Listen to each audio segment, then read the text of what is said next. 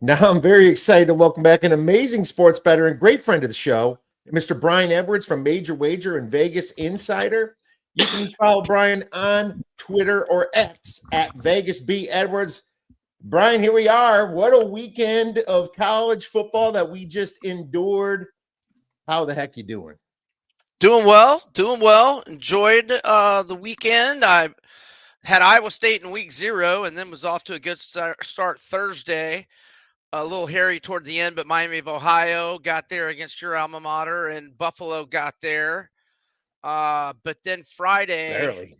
I lost UNLV game over.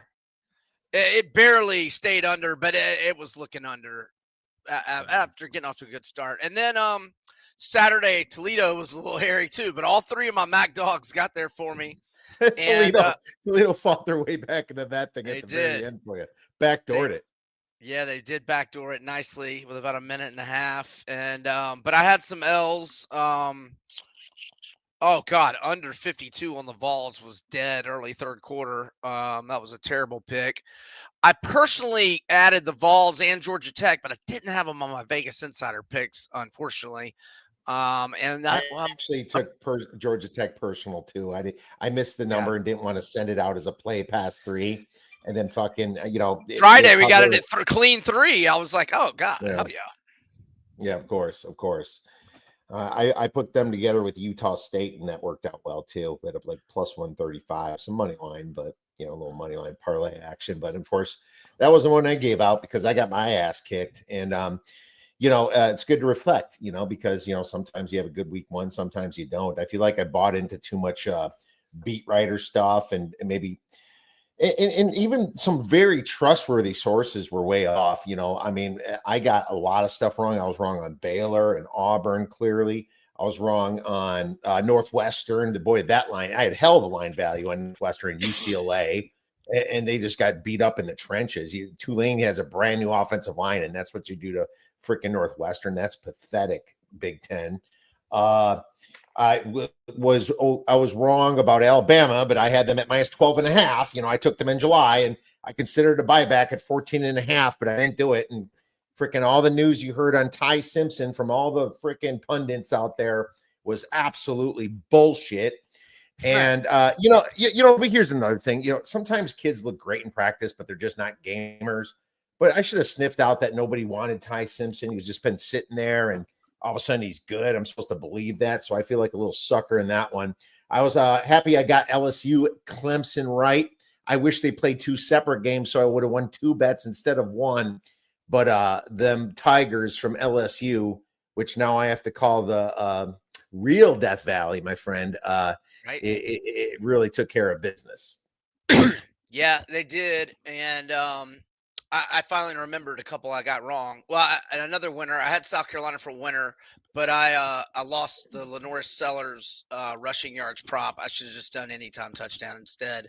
And I never ever back, and I usually fade quarterbacks making their first career road start. But I took into account the enormous head coaching advantage and the fact that the quarterback position was their only question mark, and just ignorantly at the last minute took Notre Dame, which I was not going to do all summer, but then I just decided to, and it didn't go well.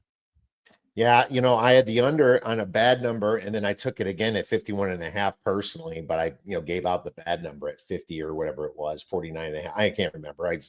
That really should have went under, but Cristobal, on us. That game was running under the whole freaking time. And then all of a sudden ties up at 24. I was hoping they'd go for 2. It's like, come on, man. But no, that would have been the wrong call. It was too much time in the game. They did the right thing by kicking the extra point and tanking my under. But it's just speaking of going for 2, what the hell was Shane Beamer doing not going for 2 when they took a 12-point lead and then he kicked an extra point to make it 24-11 with like 5 or 6 minutes left? I mean, come on, quit telling on yourself. Next time you start talking, I'm going to adjust this blind so the sun is not. Oh, for sure. Yeah, absolutely. Yeah. I mean, Beamer makes some stupid mistakes, and we've seen that many times. He beats his alma mater or his dad's, obviously where he coached forever. And I got to tell you, Lenoris Sellers looked good. and he's a big man. You watch that guy behind center, he looks bigger than his offensive lineman, except, obviously less fat on his body and just a big tree trunk of a dude. And, I was pretty impressed with their defense. I know Kyron Drones isn't the greatest quarterback that he went against for Virginia Tech, but I was pleasantly surprised that South Carolina. South Carolina got a lot of hate from a lot of people from losing all those guys to the NFL draft. So I was pretty impressed by that game, and it was a nice way to kick off Sunday. Before the Notre Dame game, it was fun watching that, and I almost live bet them, but the way I was tracking Brian, if I took that -4.5 live bet, I feel like they would have lost. It's just one of those bad weeks for myself. But then you come into these overreactions, coming from week one. It's funny. I'll give you one of my overreactions. I don't think Florida State is nearly as good as what people think. Putting them in the top 10 because they beat a freaking a terrible, bad coached Alabama team. I love that thing. Following legends are to the no 1,000%. Yeah. Sorry, buddy. Following Nick Saban is not exactly going to give you any great credit if you keep winning, right? But that's he's the Ron Zook. He's the Ron Zook of Alabama, comping it with Florida. Absolutely. Kalen DeBoer is just not getting it done. And I'm just not sure I'm not that sure Alabama's that good. The problem with Ty Simpson is he looked like Jalen Milroe throwing the ball, but he can't run like Jalen Milroe. So I'm really worried about getting beaten up at trenches, but I'm still not giving Florida. I'm waiting to fade Florida State.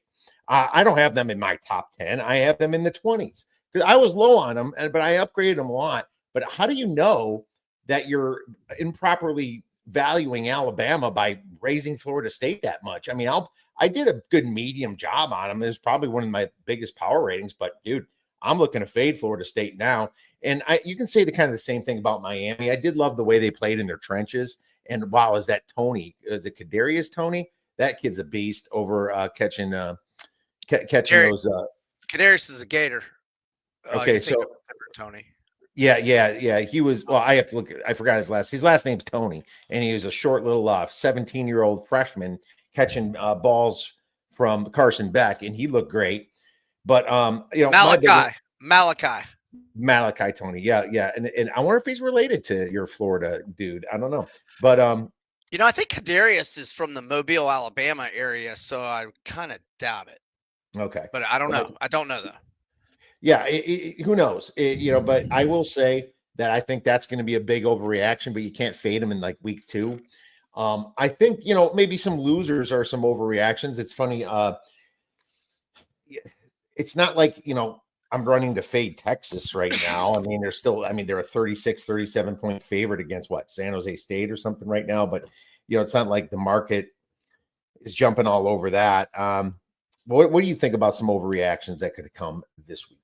Yeah, throwing FSU into the top 15 is a little much. I think I had them 45 preseason. I got them 24 now. Although I will say that Castellanos really matches the kind of skill set that Gus Malzahn thrives at, calling plays. So they may end up being really good. We'll see.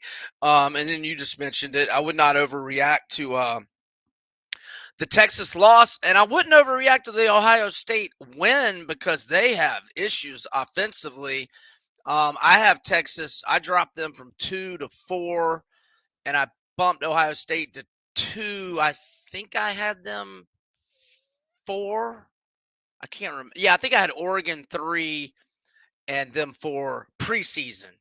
So right now my top 5 is Georgia 1, Ohio State 2, LSU 3, Texas 4, Oregon 5, and you want me to go to my whole top 10? Sure. Penn State 6, Miami 7, Notre Dame 8, Clemson 9, Florida 10.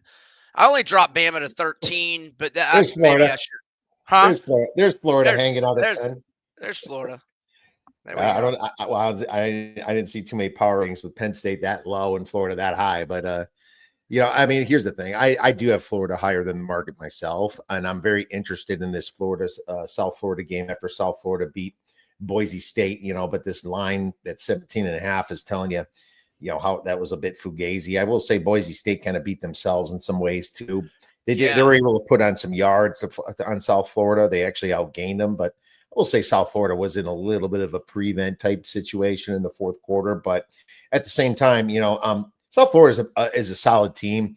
This game's going to tell us a lot about both teams, I think, and we can get into that game a little bit later when we get into our hodgepodge. But I think Ohio State. See, I had them at number one. I'm keeping them at number one until I see differently, and that hasn't changed since last year when they won the national championship. I don't think that their quarterback did great, but I think that they played against just great defenses. What would have Nussmeier done against them? I just don't know. And I think, obviously that's why rankings are a little bit silly this early, because even statistics wise, you're going to see Texas looking terrible in statistics. You're going to see, some of those teams, Clemson looking terrible in statistics compared. But when you're playing the top teams, that's all going to change. So keep that in mind, that you're not going to get any real good numbers until week 4, week 5. If there's any shows out there talking about stats after last week, forget them, man. Yeah, it's still kind of what we thought in the preseason here. But underreactions, I think that Northwestern is that bad. Maybe I think maybe people should react to that a little bit more. Another underreaction is, holy cow, Cal is way better than I thought. And the story on Cal was they're supposed to be terrible, and freaking their coach was supposed to be in the fight with the GM, and all of a sudden they just blow out Oregon State and look great. So I think, I heard the freshman quarterback. I hear the freshman quarterback looked really good. I cannot pronounce his name, but I hear he looked fantastic. Yeah, I think we call him KSF or something. What's his name again? JKS. JKS. Yeah, okay, JKS. So, I tried. I destroyed his name earlier on the show, but Segapolu right? It's going to take as long as Uyunglele on this one, right? I think, for me to figure this one out, my friend. But no, this was another one as well. But another tough one that I eventually learned to pronounce and spell is now at San Jose State, Ken Nui Matalolo.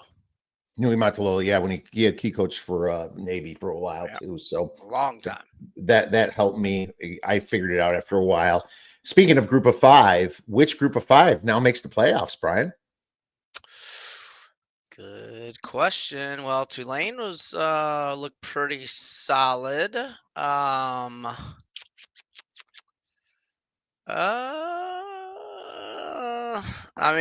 was disappointed in how Toledo played. MAC team's not going to make it anyway. I'm trying to think AAC now. South Florida obviously had a good performance, but they'll take a step back this weekend, I hope and think. Let's see. I didn't see any of Memphis, and I know they have a ton of new pieces. I'm interested to see them against Arkansas in week 4, and I guess we can't rule Navy out yet, right?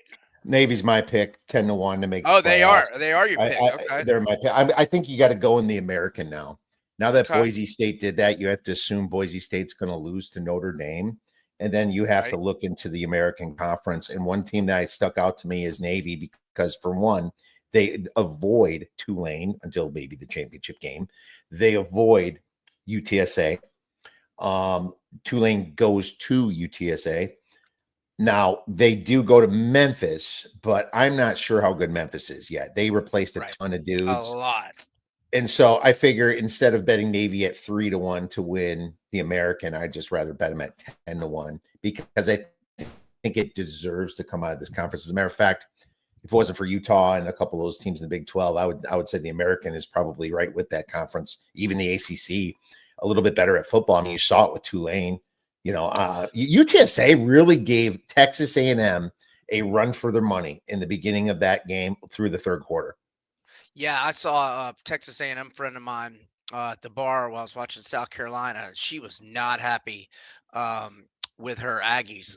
Another G5 team to keep an eye on, and we'll get to check them out Friday and learn a lot more about them, is James Madison at Louisville. So we'll see how that one goes for them. Bobby Newport's I think the local pub missed on Simpson as well, my man. We all missed on Simpson. Family members, that's I don't go by family members, but yeah, I looks like Bobby had a rough week too. Notre Dame, Clemson, Texas. Yeah, Texas, a lot of money came in on Texas towards the end of that. So yeah, Ohio State's still a little sus, I will say, because Julian saying, I'm just saying, we didn't say anything yet, right? But I think saying, we don't know enough about him, and now, yeah, Bobby agrees. Cal's got a quarterback. It's gonna be fun, man. It's gonna be fun. I think that conference play is going to be great. The problem with LSU, and I do like them a little bit at plus 550 to win in the SEC, they have a tough schedule too. They got to go to Alabama. They got to go to another pretty prominent team. They get Texas A&M at home. They got Florida coming up on deck. That's going to be a big one too. So I think just lots to discuss, Bobby, and lots to go through here. Thanks for chiming in. Bobby always comes on in and brings it. So yeah, maybe for me at the 10-1, just because they did return a ton of offense and they were great at the end of the year last year. They did get blown out by Tulane. So I tell you this, if they come in with one loss or no losses and they're ahead of Boise State, then I can hedge that 10-1 against Tulane in the conference championship game.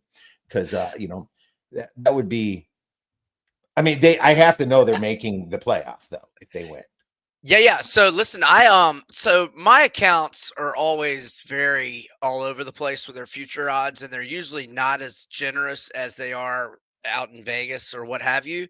But there were two exceptions for me this summer. I got two wild lines or numbers to win the CFP. I got the Gators at 61-1 when they were like 40 or 35 everywhere else, and I got LSU 21-1 instead of like 13-15.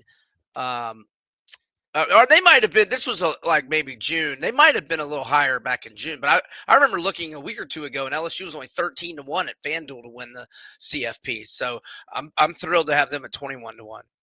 Well, there you go. I mean, that's great prices. Absolutely. I think Florida showed really well their first game. Now they didn't play anybody yet. So this is going to tell us a little bit more this weekend. But why don't we get into our 6-pack of games then, Mr. Edwards? You picked a very interesting one with a very, very stinky line. This Illinois versus Duke. Duke plus 349.5. If Illinois is supposed to be the freaking, sneaky team to make the playoffs, the Nebraska from last year, what the hell are they doing only plus 3 at Duke this week? Now Duke had a rough game last week, but Murphy, their quarterback, did pretty well. Just couldn't punch it in a lot.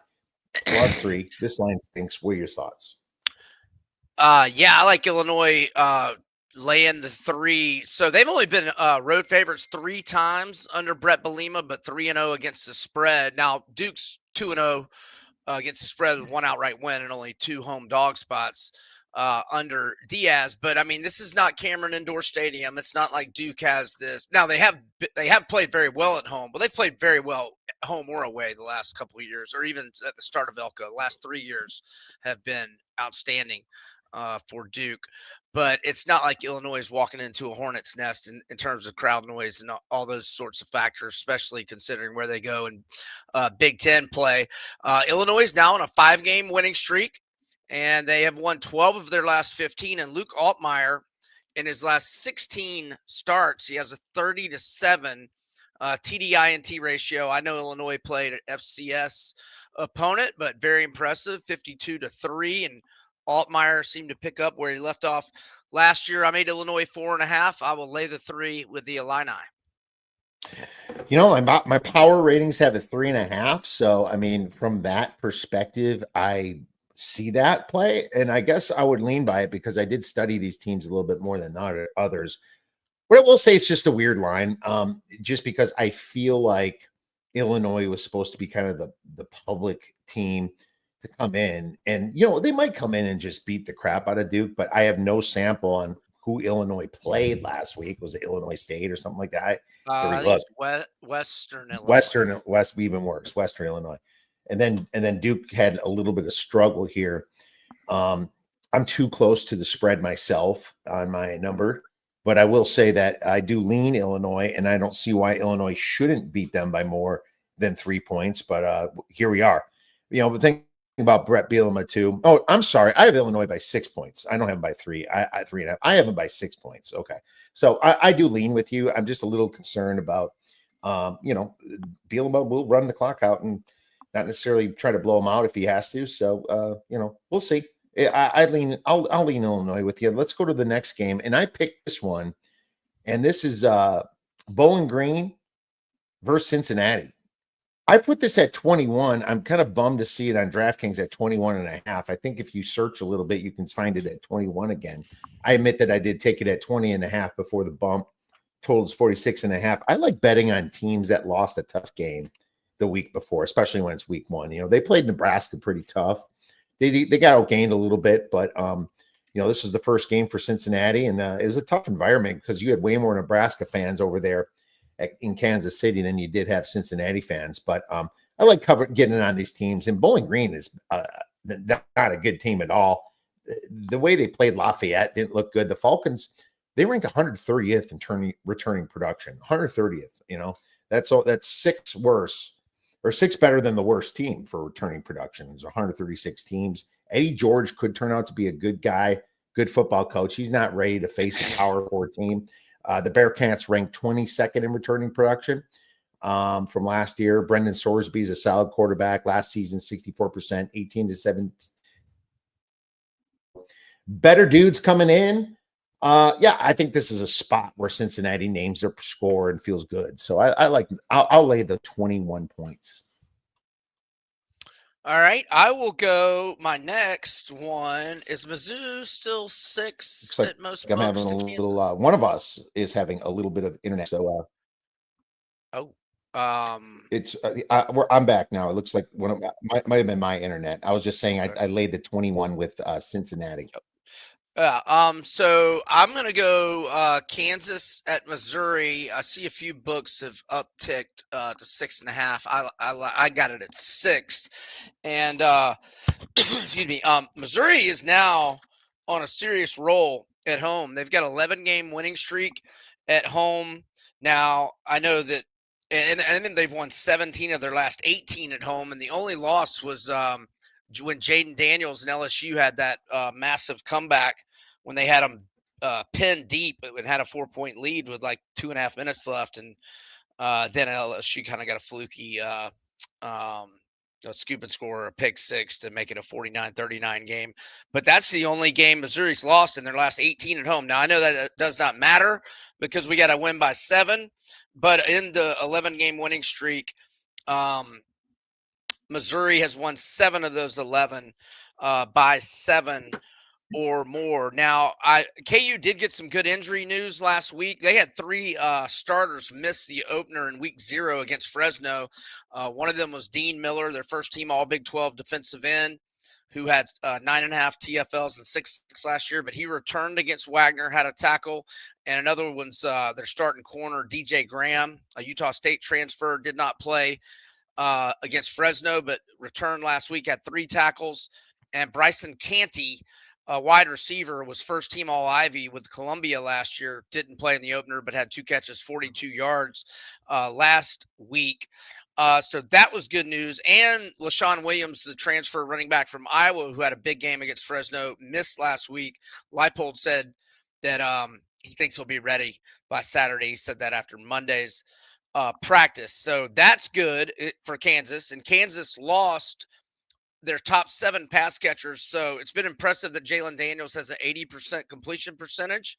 And it also helps KU or bodes or makes them look a little better that Fresno absolutely blasted Georgia Southern 42-14. Right? I mean, a lot of people are fading Fresno after this first game. This is like kind of like the overreaction that we're talking about, in these situations. And all of a sudden that, they Kansas looks okay against Wagner, but Fresno blows out their next team. It's like, well, Fresno's decent. They're taking money right now for their next week. I'm wondering how good this Kansas team really is. Right. And by the way, it's not on my radar, but just a tidbit. Georgia Southern did stay out west this week, and they've been training. Where is Oxnard, California, where the Cowboys do their training camp? That's where Georgia Southern has been all week, as they're at USC on Saturday. That's just info. I'm not involved in that game at all. But anyway, the Clay Helton revenge game? Is that what you're talking about? Clay Helton, the California tour. He's on California tour. Did not start the first leg very well. But I just mentioned those things for KU, but I'm on Mizzou, and my biggest question mark on this team was the quarterback position. But Bo Prabula looked fantastic last week, 23 of 28, 283 yards, 2 touchdowns, no picks, and he had 65 rushing yards and 2 touchdowns on 10 carries. Now I know it was an FCS opponent, but I watched or I had it DVR'd and I watched a good bit of it Monday morning. He threw some pretty balls. He looked fast. He's a big. So I am laying the 6 with Mizzou, and now that it's 6.5, I'll just go ahead and say I like it at 7 or fewer. Kid I coached in middle school from Bobby that is on too deep at wide receiver at Kansas, getting Canty back helps. He says, that's cool, Bobby. Bobby, all about football over here. And yeah, maybe Jalen Daniels does come down to reality against an SEC on the road. I don't know. I'll tell you, I took 9.5 as soon as it opened on Sunday, and it shot down to 6. And then now it's I didn't even know it opened. It opened 9.5. See, I made it 10. That sounds like the right number to me. Okay, well, the books made it around your number. Then my number's 5. So I'm still a little bit on the disagree. But here's the thing: when you have a low confidence in, look at the market on freaking Alabama. I think you do buy back sometimes, Brian, when you do have a low confidence in everybody's power rating, including yours. It's like, well, it's through a key number. Maybe you buy back on those like really low confidence plays. And I was considering buying back on Missouri a little bit. I think maybe more money comes in on Kansas. I'm going to watch this a little bit just because my number's 5 doesn't mean it's right. And I could middle if they win by 7. I do think Missouri's a tough atmosphere. Drinkwitz is a great coach, a great offensive mind. Yeah, Leopold got through the first game, and maybe it was just bad look for Fresno, and they were just a much better team. That happens all the time. I'm at 6. I'm definitely not making a play. But I'll tell you this: I'm just going to sit here and watch it and see how the day is going, because there's a chance I could buy back if I feel like there's a little bit of value on Missouri. Missouri did show pretty well, but now it's getting closer to 7. So that window's gone unless it comes back. So we'll see about that. Let's move on to the next game. I have Iowa versus Iowa State. Iowa State's -3 right now. Total is 41.5. This is starting to kind of form into like a better 3 now. It was kind of like 3.5, 3-ish, 3.5 juice to Iowa State. I don't know. Maybe I guess I did take Iowa plus the minus 105 at 3. Here's the thing. I love playing the dog here, Brian, in this game. Over the past 5 years, the dog's covered 4 times. This is a total of 41.5 that might even go down again. You know how these two teams know each other and they play each other. Lots of people get screwed up on Iowa. And the reason that is, Brian, they don't understand Kirk Ferentz. He doesn't pull out his playbook until this game. Right. He dumbs down the whole freaking first game against the FCS. I remember when they barely beat Utah State, and Utah State was supposed to be terrible. Everyone bet Iowa State. Iowa beats them flat out. This happens with Ferentz all the time. I'm fine with the 3. A 3.5 would have been great. Maybe before kickoff, it goes back to a better 3.5. I don't know, but I just know how this game goes. And you feel pretty good on the dog here. I don't know why Iowa State, after they got outgained by Kansas, if Kansas State didn't turn over the ball and beat themselves that first week, and I was on Iowa State plus 3.5 too, Brian. I got that dub too. I thought that would have been a closer game, and maybe Kansas State wins by 3. We still cover, but I just feel like Iowa State's getting a little bit too popular, in my opinion. I like Rocco Becht, but I like the way that Iowa knows this team a little bit more. I can't give the Clones 3 points for home field. There's going to be plenty of Iowa fans there too. Plenty of Hawkeyes.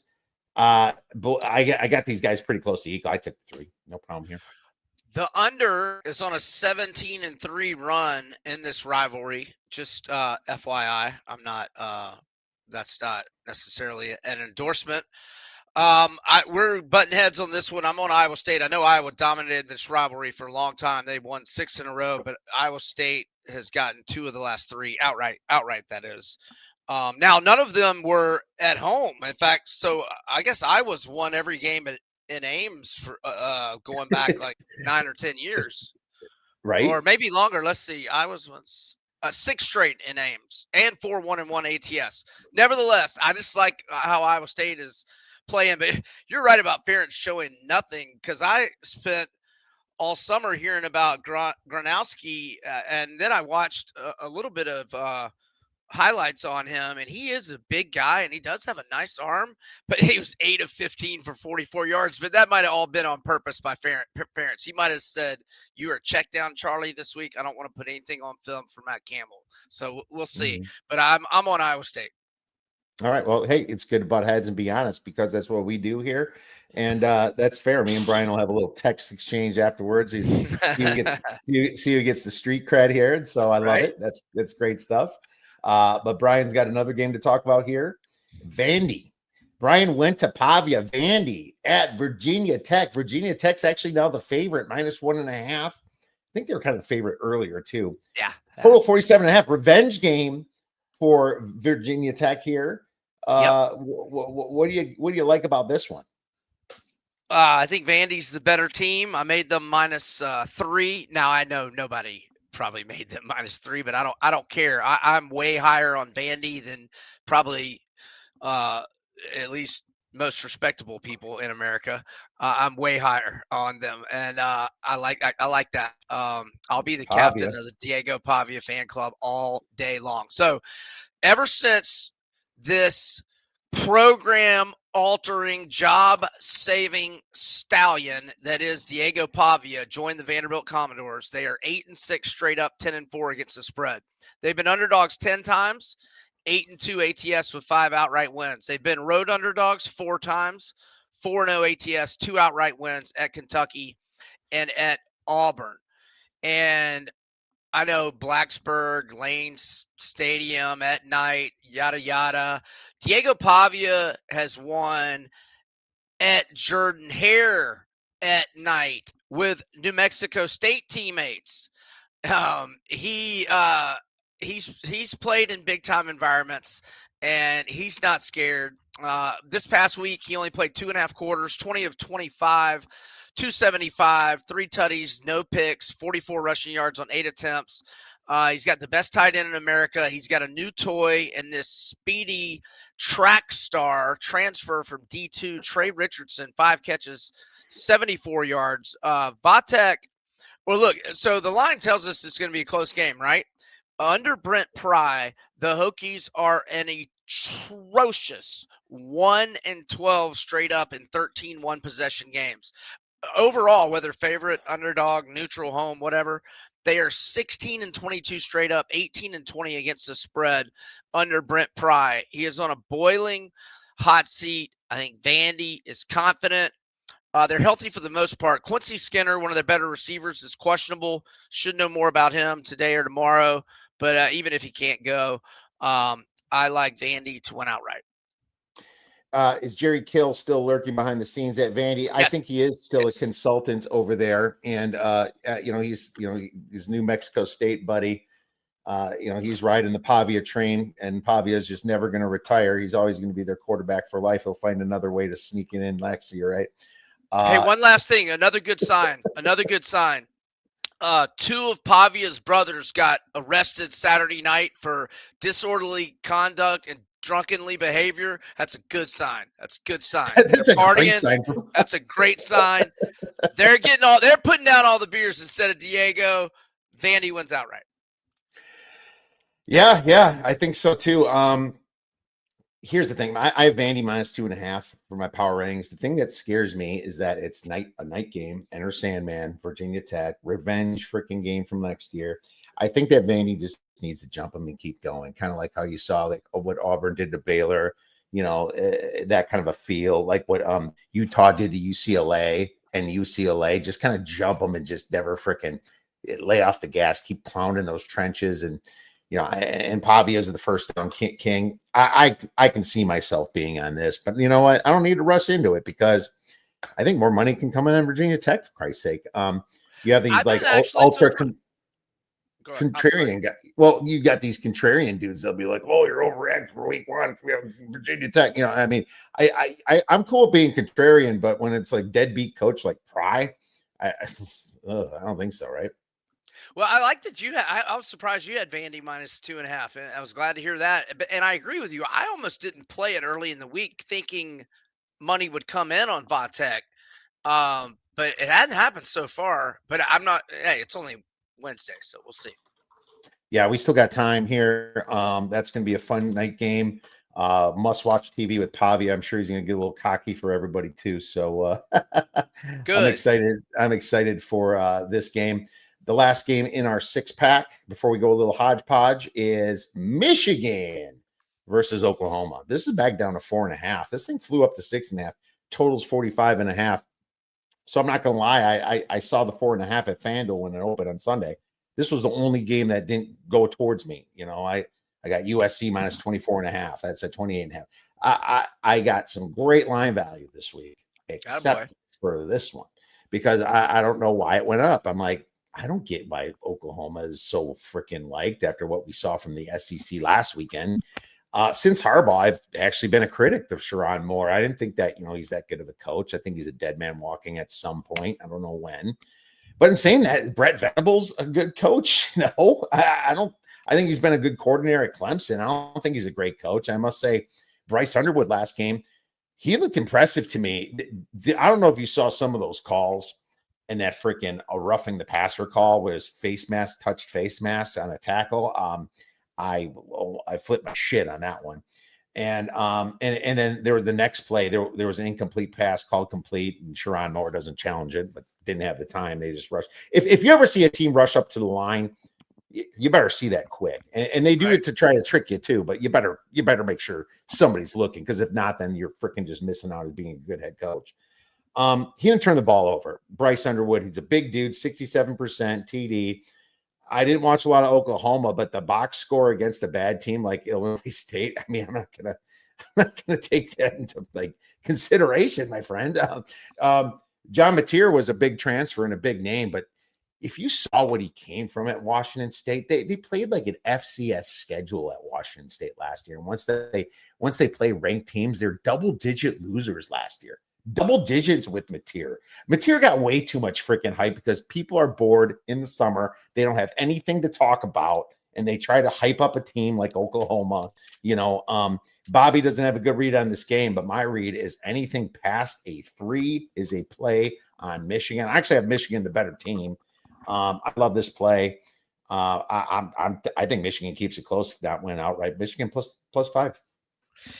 Yeah, I got to see more of Mateer and Underwood before I have a good feel for either one of them or either team. But I think both teams should be good this year. Oklahoma's schedule. I mean, if Oklahoma goes 7-5, they will that will be a borderline top 15 team in my mind if they can win 7 That schedule. with this schedule. So, but I got to see more of Underwood and Mateer. I didn't watch any of their games last week. I saw highlights of both. I was surprised Underwood didn't run much. I saw he was actually negative in rushing yard. I mean, I guess that could have been sacks, but because I know he can run and I know he's a dual threat type.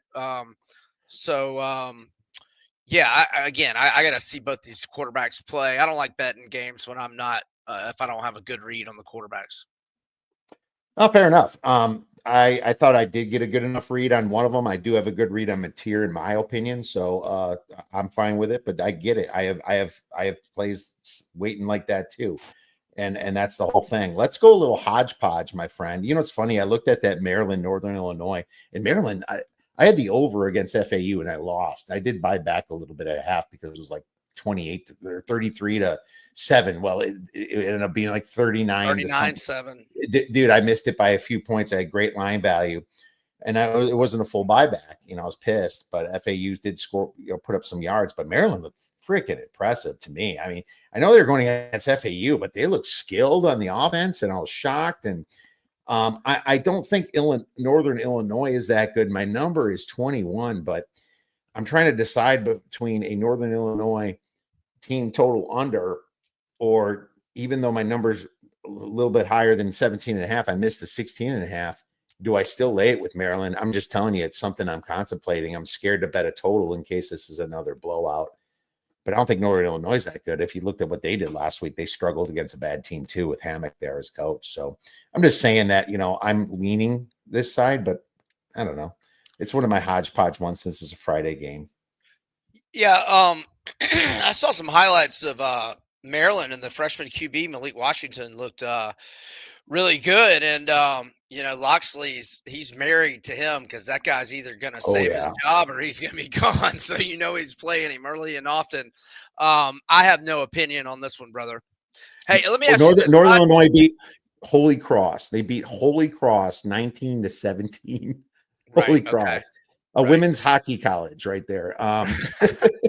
Does hodgepodge mean just grab any random game and talk about it? Grab any random game. I usually like to start from the Fridays, but you go ahead because there's not much for Friday anyway. I just pretty much covered it. So go for it. So I'm giving a lot of thought to Tulane -10 at South Alabama. First off, for those out west, that is not a very far journey. It's like 2 hour drive on the interstate, straight shot. Might even make it an hour 45 from New Orleans to Mobile as I'm trying to get to my South Alabama page because I know they were not very impressive last week. 38-21, but it was Morgan State. Yeah, they didn't cover as a 28.5 point favorite. And Zach Pyron, the transfer from Georgia Tech, didn't even win the starting QB job. He started games for Georgia Tech when Haynes King's been banged up the last few years, but they went with Bishop Davenport instead. But Retzlaff looked like he had a good debut. I know Northwestern's not known for offense, but Tulane's defense obviously played well and got an easy cover and a 23-3 win. I don't think South Alabama's very good. I haven't played Tulane yet, but I may play them. Um, yeah, definitely lean in their way. I'll definitely pick them in my contest if that game makes the 25 game cut. Yeah, Tulane looked great last week, even with a new offensive line, new quarterback, new everything, right? So uh, they're road favorites against South Alabama. I don't know how good South Alabama is going to be this year. They're not supposed to be good. So I see what you're saying. I think my number's right at 10.5, actually, which is just right in line with the market. Quick going back, Bobby says FAU 6 interceptions. Yeah, this did make my misleading final score, but Maryland also baited those guys into interceptions. I watched the game, and it was on one of my TVs, and I was just pretty impressed. But it would be if I decide to play it, Bob, it'd be a play against also against Northern Illinois, who looked freaking terrible. Back to hodgepodge.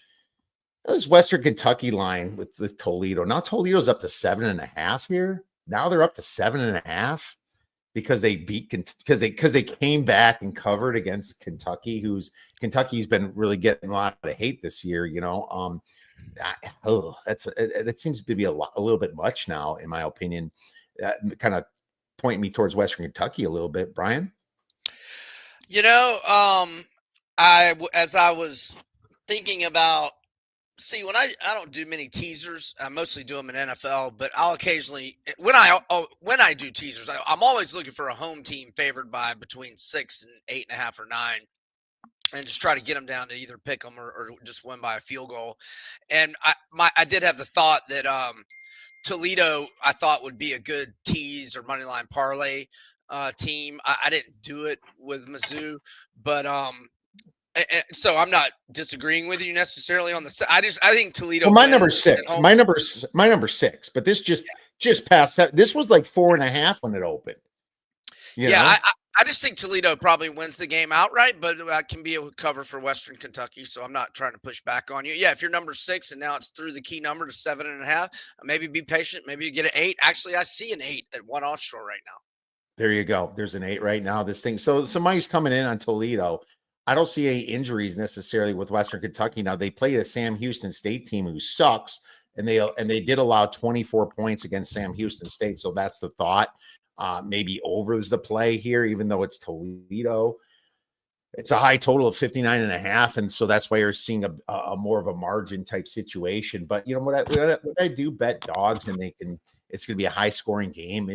I kind of feel like Western Kentucky, could backdoor this at any point. So I put this down as a maybe, but this is why we go hodgepodge. Western Kentucky going to throw till the clock hits 0.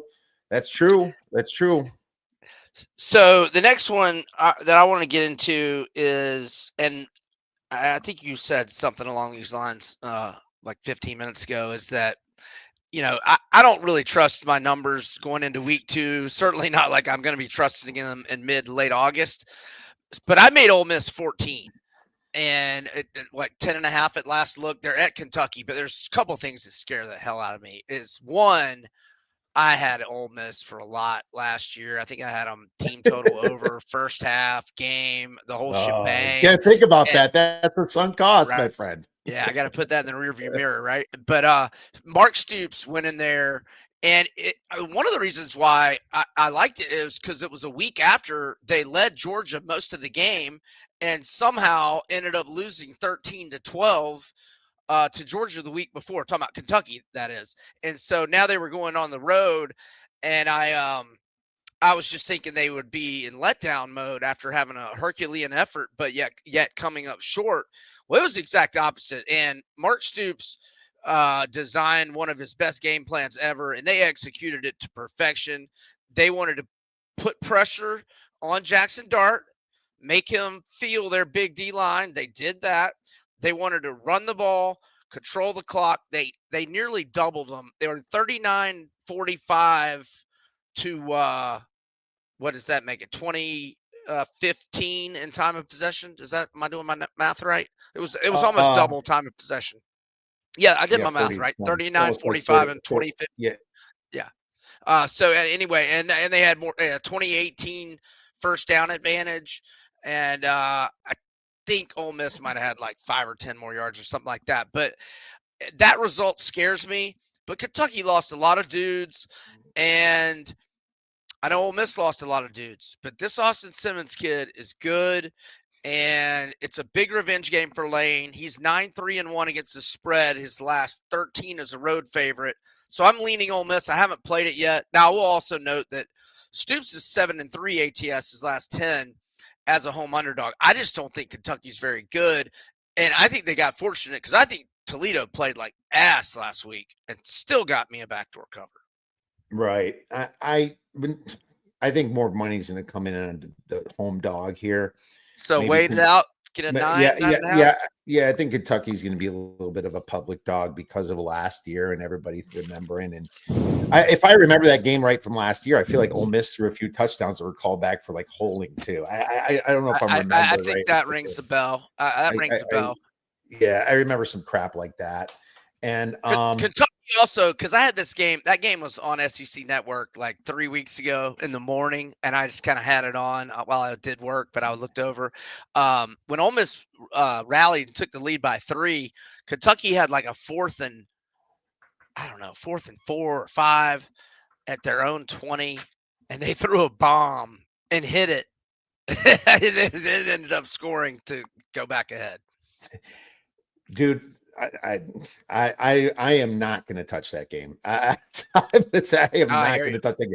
I will say Wisconsin. I should mention Middle Tennessee State, Wisconsin. Wisconsin going to be playing with their backup quarterback, uh, O'Neal, Brian O'Neal, I believe is his first name, because Danny. Danny O'Neal from San Diego State, because Billy Edwards is sitting waiting until Alabama. But this total's at 45.5. It opened 46.5. I almost took it. I was wondering, do I get a 47? But no, it went the other way. But I think I'm gonna still take it because Take it over? take it under. Well, now here's the Oh, thing. Middle that's what Tennessee I thought you State. were gonna say. Middle Tennessee State gave up, 34 points to Austin Peay. Whatever. Austin Peay probably was just having a great old time. And the thing about Wisconsin is they're going to slow this game down so much with this quarterback, and they're going to save their stuff for Alabama so much next week that they're going to be happy with a 17-0, something like that type game. And Wisconsin's defense is legit again. They played Miami, Ohio, but I Yeah, but think Daquan Finn's an athlete. That was an yeah, impressive defensive I performance thought it last was week. too. I think Wisconsin's defensive team now. Do I like the Middle Tennessee State team total under more? Probably. I probably like that, but there's not a lot of states. I can't bet unless I go secret places in Arizona. I'm not allowed to bet team total colleges, which sucks, and I hate that rule. But I unfortunately Oh, have that. not because you've beaten them up. They just don't offer them. They don't Or offer it, my friend. oh, okay. Team I was totals are hoping it was because you beat their ass Oh, and they me cut you too. up. Yeah, well, I think I that's been some team totals and NFL props have been literally my best bets, dude. But Yeah, even 34-7 gets the job done according to Bobby here. So, this could be that. And with that quarterback, he's not that good. He sucked at San Diego State, and he's a backup for a reason. And he's going to come in, and they're going to shorten the game and get the hell out of Dodge. And so I'm still good with that under 45.5. But your team total, and I'll just do the math here. Right now is probably going to be around a maybe is it sound like 35-10? That's 25. Maybe like 38 to 7. No, that'd be too big of a spread then. Yeah, I think it's going to be around the 34 for Wisconsin, and then your team total is going to be closer to 10-11 points with Middle Tennessee State. But I kind of like that under too. Hey, since you mentioned the Governors of Austin P a moment ago, I thought I would share this stat, and I haven't seen a line on it because Georgia hosts Austin P. It's FBS, FCS. There might be one at FanDuel by now. Let me look here. Let's see. I'm not seeing one. But anyway, assuming that Georgia is going to be favored by more than 38, after the non-cover against Marshall last week during Kirby Smart's tenure, Georgia's 0-13-1 against the spread when favored by more than 38 points. 0-13-1. Holy smokes! Yeah, Georgia Kirby kind of like from like Nick Saban. Has not wanted to beat up the little teams, I guess. Yeah. Like put it to them. And... I think Saban's stat was more like 42 or more, but it was almost as bad. It was like 5-17 or something. It was bad because I don't know if it's a respect for the opposing coach thing or whatever. I don't know. What sucks to see is these massive, like Stanford's an 18.5-point nighttime dog against BYU. It's like Stanford sucks. Justified. I know. It's like I think the San Diego State Washington State game might be more popular, but plenty of seats available. Yeah, plenty of seats available. You got Sam Houston at Hawaii. Hawaii's a suspect -7, and dude, Hawaii might not have their starting quarterback, but they're playing Sam Houston. I think that I did penalize them 4 points for not having their starting quarterback. I think 4 is probably worth it. They probably have somebody back there, but dude, I don't have with that 4-point penalize. I don't have this at 7. I have it closer to 2 or 3 if the quarterback doesn't play, but we don't know that yet. So I think like it's almost like a free roll to take Sam Houston here, but they suck too. I mean, they're bad. So that's just this hold your nose type nighttime game. I find it funny that Army's plus 17.5 at Kansas State. Yeah, I took Carleton plus 440 last week. I only took a half unit on him, but that was one of my shining moments. Well, I mean, I want to take Army this weekend. I have not done it, but last week's result concerned me a little bit. But isn't Tarleton State like a top 15 team in the FCS or no? Oh yeah, dude, they were fantastic. Yeah, last year, and I checked with Josh over at Step on the Duck. He follows a lot of FCS, and yeah, he said they're really good. And they had a bad travel spot because they only had 5 or 6 day rest. But I'm like, dude, they're thinking more about Army, the AAC championship, than Portland State last week, even though they blew out Portland State. Bobby likes Sam Houston a little bit. It looks like a little money line action for him. So yeah, at this number, I'll lean Army. They're going to shorten the game. Kansas State just beats themselves constantly with that quarterback, and I don't know, man. It's a little high for me. Even as much as I downgraded Army this year, I mean 17.5 on an Army team that can punch you in the face. Actually, I'm pretty close to this spread. I'm a hard lean to Army. I'm not sure if I'll end up playing it. I'd love to get a little even more line movement in our favor, and then I probably would pull the trigger. Looks like it's settled at 17.5. Yeah, it's a Army lean for me. What about LSU? Do they let down and let LA Tech score a little bit? I mean, 37.5. It's one of those situations where after that big Clemson win, do they care to like? And don't get me wrong, sometimes these teams can accidentally cover these massive things, right? They just accidentally do it. But I almost feel like LA Tech could be like a play just because of the fact of the situation.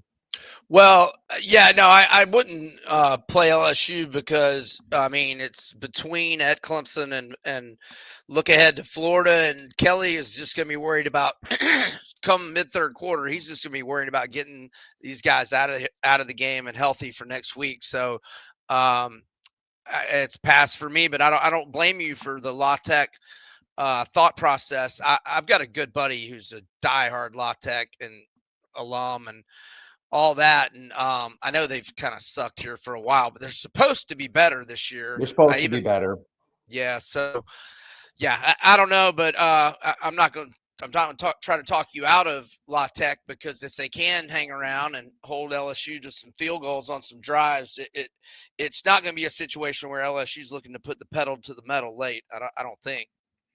Yeah, Bobby says he wishes it was 38 and a half. Absolutely. Key number of 38 when it's 31-38. Yeah, it's a field goal and a few touchdowns there, right? Yeah, I would like a 38 and a half myself. I think if we wait it out, we might get it via game day because everyone and their mom is going to jump on LSU's nuts. Do you think they'll have a So lot? I mean, I know you could get it at half. Oh, you're saying pregame. You think you'll get 38 and a Yeah, half. I think because it's a 4:30 game Okay. on Pacific time, or Yeah. which is like 7:30 out in the East Coast. I think there's gonna be a lot of time for people to stick them in, and I just I I don't was gonna know. say I don't know if they'll have a live line for that game if you were thinking of getting it live line, but you're talking about pregame. Pregame for sure, Yeah. but yeah, live line would be really difficult. God, I'm also looking at Boston College a little bit plus 4.5 at Michigan State. I think Boston College is an improved team. I mean, Oh man, Michigan State is just you I know uh I gotta see. I mean, two good coaches. I like both coaches. I just need to. I don't. That one's not on my radar. I need to see both of them play before I start betting on either one of them. Let's move on to our next section in beer bet bangers. I already gave you mine. I'm taking Navy to win the American at 10-1. Or sorry, not to win the American, to make the playoffs at 10-1. To win the Americans like 3 or 4-1. I mean, I'm okay with that too, but I'm taking the long shot here. I want to see them make the play. This is to the point now where Boise messed it up, Buffalo messed it up, Ohio messed it up. They should have beat Rutgers. Who else? I think that there's going to be other teams messing up too, but a lot of those teams, Liberty didn't look great. I just think a lot of those teams just kind of shot their, and just can't now make the playoffs, and it's going to come out of the American. So that's my beer bet banger for this weekend, Brian. Okay. So I was looking at Buffalo to win the MAC. I got it plus 550. It's plus 370 right now. I mean, I think. Wow, it went down. Uh, Wow, yeah. that's weird. That's weird because Um, I mean they lost to Minnesota pretty convincingly, and Minnesota could have covered if they were freaking James right. Franklin, right? They would have easily covered if they were James Franklin. Right. I'll go DJ Lagway 20-1 to win the Heisman. Does that count? It's just got to be something in long No, shot, it right? counts. Anything plus 100 or better really is a beer bet Uh-huh. banger. It just depends, if you like it or not, and you throw some beer money on it and you count it up at the end. Like I hit pretty good all one seeds to make the Final Four last year at 16-1 was the last one before last week. So yeah, I mean, a little beer money. Gosh, I just don't think they're going to win enough games, but he had a great stat day last week, and I think he's so good, and I think he's going to have a monster year, but I just don't know if Arkansas is going to win enough games. But Talon Green at 150-1 is interesting for the Heisman because, they got plenty of showcase games where he can show out, and if they were to somehow get to 8 wins, and he has monster numbers, which I think he will. Probably not going to have. Hey, look, if you make 150-1 bet, it's going to lose. But maybe something to think about. Now I'm going to the national title odds. I mean, are you going to be able to get Notre Dame at better than 16-1? CJ Carr is going to get better every week.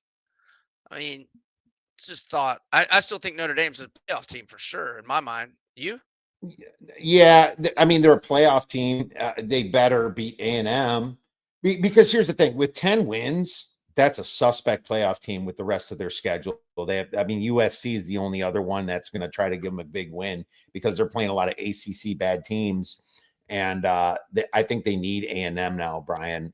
They get him at home at least, and they probably get it. But at the same time, it's Carr, and he's still young. I mean, they could drop some games and screw it up. They Bobby better said, hey, they better be careful when they go to Arkansas. I don't like Arkansas at all. I think I took them under 5.5. I think that just who cares if they beat who was it? No, I hear you. And their Arkansas. defense is not going to be good, but Talon Green is a MFer. Some people are on Arkansas State this week. I was looking at that, but I'm not completely sold on if I get a 24.5 or something later, but not a 23.5. I was looking at Arkansas State, but I'm not there yet. I can't bet Butch Jones ever again. I know, Butch Jones, your buddy. Not that I ever really bet him much. If at you bet all, against him much. Yeah, you bet against him a lot when me and you were on this show 6 years ago when he was Tennessee's coach. That was fun ripping on Butch. Yeah. Remember we were begging for him to come back? Well, here he is. I know. Good stuff. Good stuff, bro. What else is good stuff is this man right here, Mr. Brian Edwards. This man is all over the radio in the United States, talking pigskin, talking college football. Where could our listeners and viewers get your great information and plays? Okay, my content, Major Wager, my picks on Vegas Insider, my Twitter at Vegas B Edwards, and I also do a lot of videos on the YouTube channel Southeastern 16. Southeastern 1-6, like 16 teams, the Southeastern Conference. That's a YouTube channel. I have a 1-hour podcast weekly, and then I did video previews on Mizzou, Kansas, Florida USF, and Vandy Vatech that are up now on the Southeastern 16 YouTube channel. Well, there you go. Those are a lot of places, and even more if you listen to some of those local SEC radio stations. My man Brian Edwards is everywhere. Make sure you guys check him out. Give him a follow at Vegas B Edwards if you haven't yet. Appreciate you, Brian. Thanks a lot again. Thanks, brother. Enjoyed it as always. Good luck to you and the audience this weekend. Let's win some money.